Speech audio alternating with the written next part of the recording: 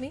भोंदूखरात प्रकरणी मोठी माहिती समोर आली आहे। भोंदूखरातच्या एका माजी कर्मचाऱ्यानं या संपूर्ण प्रकरणाचा उलगडा केल्याचं आता समोर येत आहे। रविवारी या माजी कर्मचाऱ्यानं नाशिक पोलिसात तक्रार दाखल केली। त्याच्या ओळखीच्या एका गर्भवती महिलेवर खरातनं लैंगिक अत्याचार केला होता अशी तक्रार त्यानं दाखल केली आहे। या घटनेनंतरच या कर्मचाऱ्यानं खरातच्या ऑफिस कॅबिनमध्ये गुप्त कॅमेरा लावल्याची माहिती त्यानं पोलिसांना दिली आहे। महिलांवर होणाऱ्या अत्याचाराचे फुटेज त्यानं गोळा केलेत।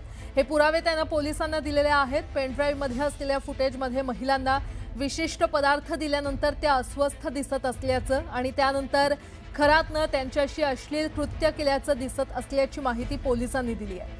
आतापर्यंत 100हून अधिक व्हिडिओ क्लिप्स सापडलेले आहेत। रविवारी आणखी एका महिलेनं खरात विरोधात एफआयआर दाखल केली आहे। 2020 ते 2026 दरम्यान धार्मिक विधीच्या नावाखाली तिच्यावर वारंवार अत्याचार झाल्याचा आरोप या दुसऱ्या महिलेनं केलाय।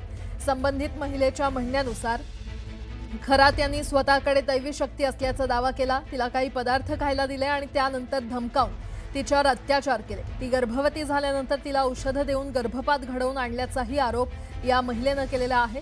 खरातच्या गैरकृत्याच्या बातम्या समोर आल्यानंतर तिनं पोलिसांशी संपर्क साधला। रविवारी दाखल झालेल्या या 2 एफआयआर नंतर भोंदू खरातच्या विरोधात एकूण 3 गुन्हे नोंदवण्यात आलेत आणि पोलिसांकडून आता पुढचा तपास सुरू आहे।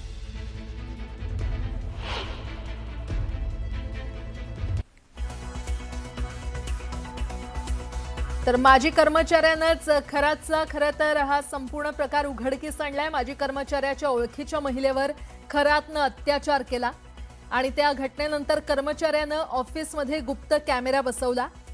महिलांवरील अत्याचाराचे फुटेज त्यानं गोळा केले। पुरावे असलेलं पेनड्राईव्ह त्यानं पोलिसांना दिलं। आतापर्यंत 100हून अधिक व्हिडिओ क्लिप्स सापडल्या असल्याची माहिती समोर येते आहे।